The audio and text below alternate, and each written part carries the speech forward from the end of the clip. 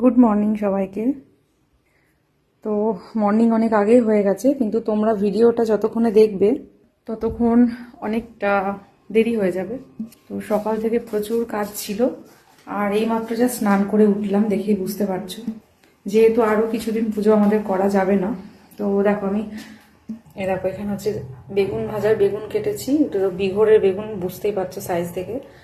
আর এই যে এখানে হচ্ছে সবজির জন্য তরকারি কেটেছি, আলুটার মধ্যে রাখা, আলুটা সিটি মেরে মানে গুণাগুণ নষ্ট করে আর কি এর মধ্যে রাখা।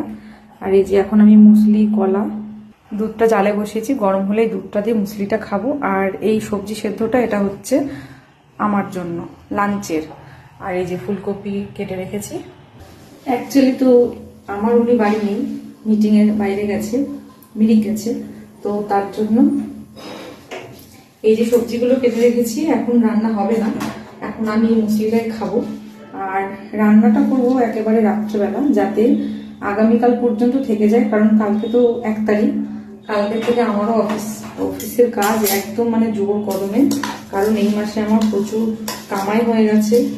তো একটুখানি ডাউনেই পড়ে গেছি, তা মানে চাইছিলাম না যে আর কি নেক্সট মান্থ থেকে সমস্যা হোক কাজে। আর এই দেখো এখানে অলরেডি সেই বড় গামলার 1 গামলা রেডি হয়ে গেছে কামানের।